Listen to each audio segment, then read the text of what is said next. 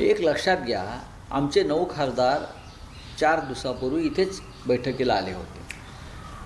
प्रत्येकाच्या मतदारसंघातल्या अडचणी आहेत. कोणत्याही प्रकारचा निधी विरोधी पक्षाच्या आमदारांना, खासदारांना दिला जात नाही. त्यांची कोंडी केली जाते.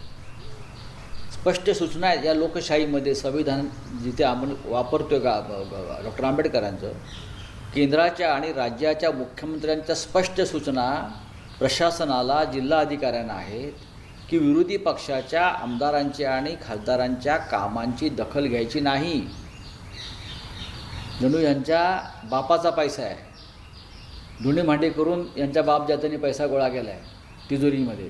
जनतेचा पैसा आहे महाराष्ट्राच्या.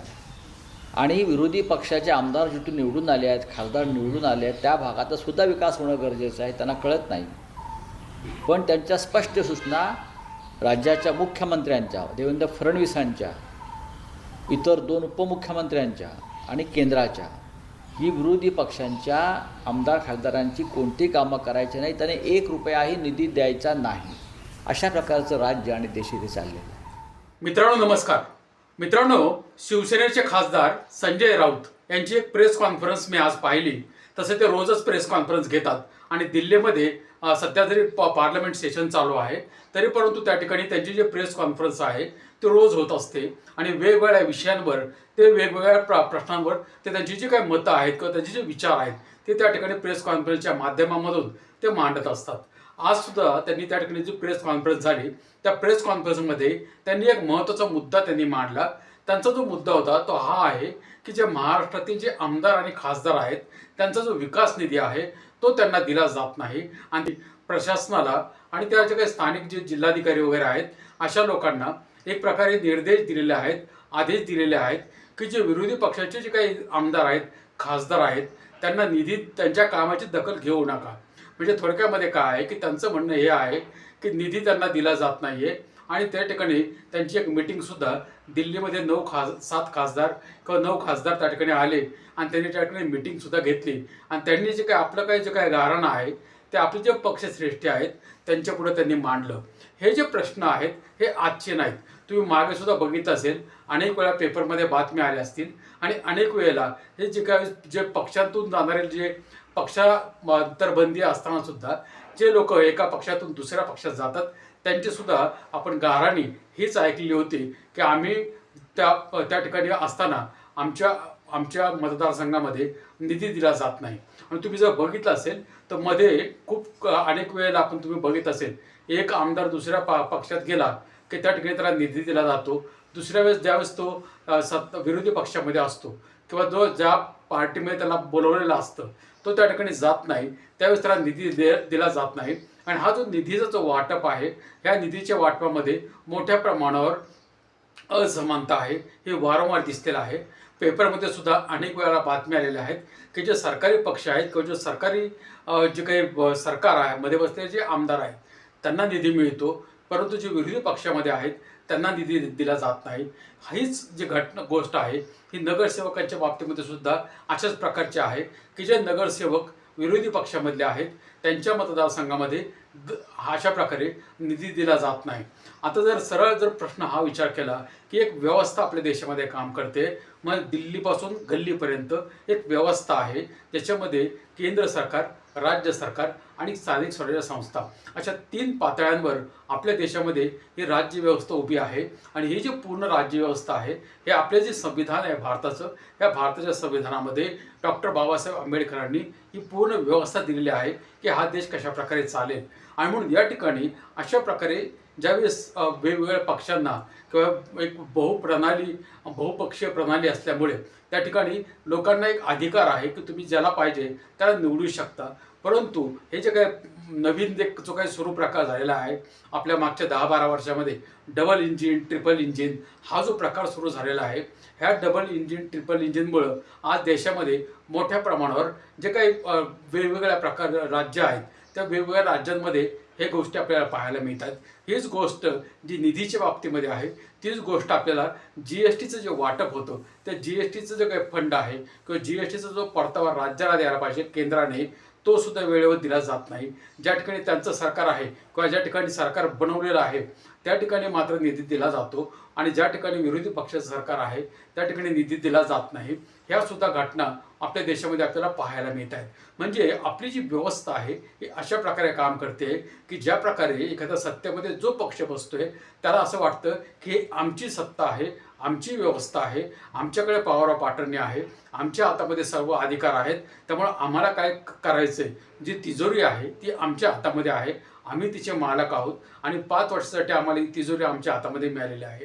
त्यामुळे हे जो फंड आहे ते हे विसरलेले दिसत आहेत की हा जो फंड आहे हा पब्लिक फंड आहे, लोकांच्या टॅक्समधून जमलेला हा पैसा आहे आणि हा जो पैसा जमा झालेला आहे हा लोकांच्या विकासासाठी खर्च करायचा आहे. आणि म्हणून त्यांना त्या ठिकाणी लोकसभेमध्ये म्हणा, विधानसभेमध्ये म्हणा किंवा कॉर्पोरेशनमध्ये म्हणा, या ठिकाणी आम्ही तुम्हाला निवडून यासाठी दिलेलं आहे की तुम्ही ह्या पैशाचा योग्य प्रकारे वापर करा आणि आम्ही जे जनता आहोत, आम्ही जे लोक आहोत, या देशातले जे नागरिक आहोत, आमचा तुम्ही विकास करा, आमच्या विकासासाठी हा पैशाचा योग्य प्रकारे वापर करा.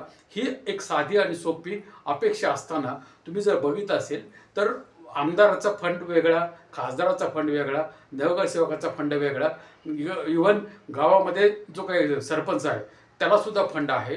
परंतु आज आपल्या देशातली जी परिस्थिती आहे, मग तुम्ही जर बघितलं असेल सरकारी जी व्यवस्था आहे, मग त्याच्यामध्ये शाळा बघा, दवाखाने बघा, रस्ते बघा, बसस्टॉप बघा किंवा पूल बघा किंवा जी काही सरकारी जी व्यवस्था पूर्ण देशातली आहे ती किती मोडकळीला आलेली आहे. आणि त्याच्या अनेक उदाहरणं आपल्याला समोर दिसत आहेत की कशा प्रकारे रोज जाताना येताना लोकांना आपला जीव मुठीत घेऊन प्रवास करावा लागतो. कोणताही एक रस्ता, कोणतंही एक गाव, कोणतंही असं एक शहर नाही की त्या ठिकाणी कोणत्या प्रकारची समस्या नाही. सर्व समस्या या पूर्ण सोडवल्या गेलेल्या आहेत.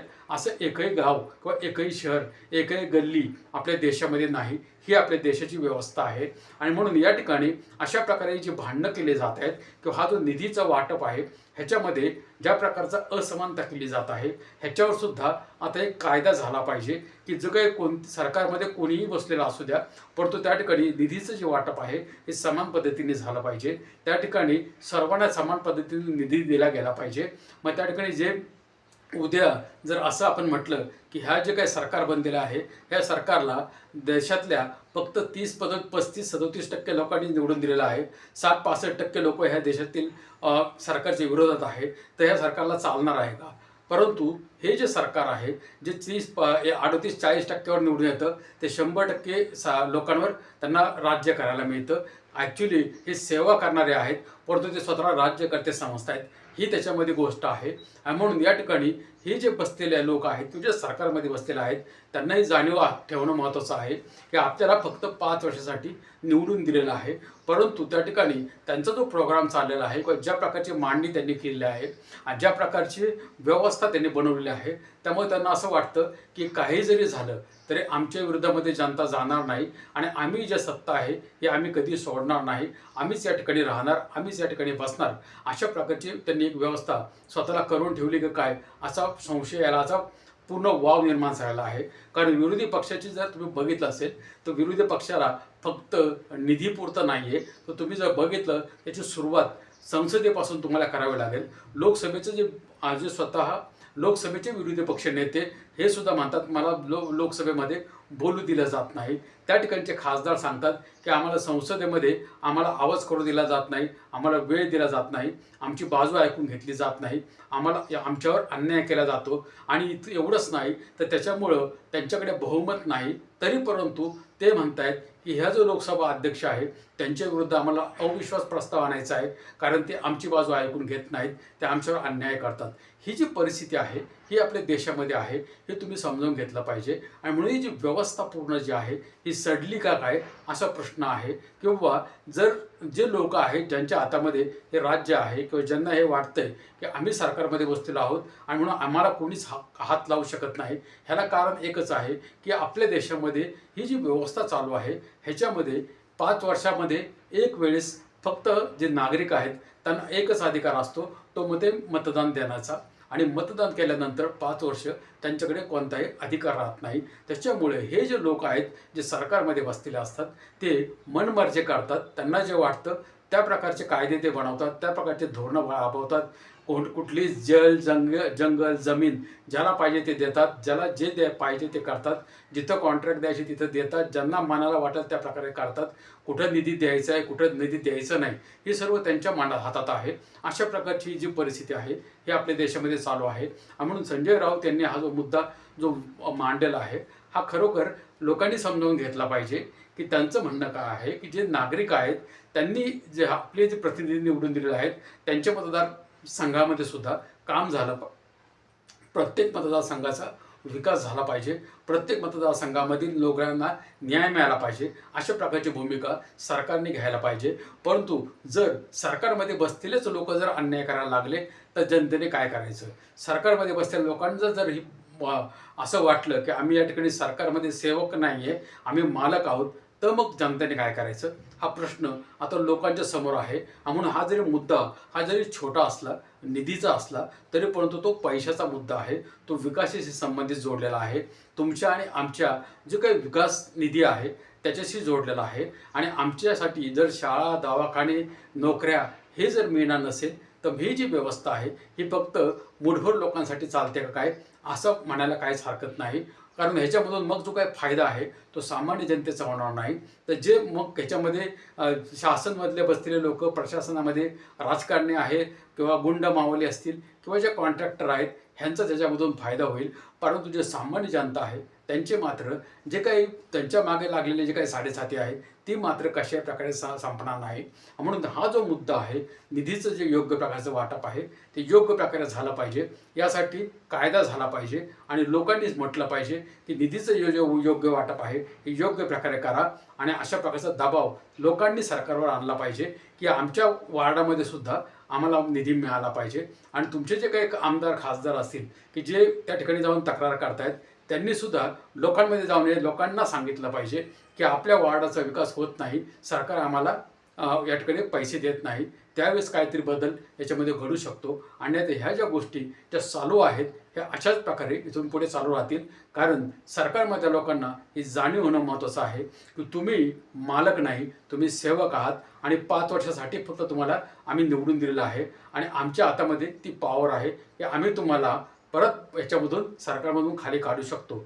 परंतु त्याच्यामध्ये आता परत एक जे काही गोम आहे ती त्याच ठिकाणी आहे की त्या ठिकाणी हे जे काही वोट चोरीचा प्रकार आहे किंवा जे काही बोगस याद्या मतदार याद्याचा प्रकार आहे हे जोपर्यंत क्लिअर होणार नाही तोपर्यंत ही जी भीती आहे ती भीती त्यांच्यामध्ये निर्माण होणार नाही.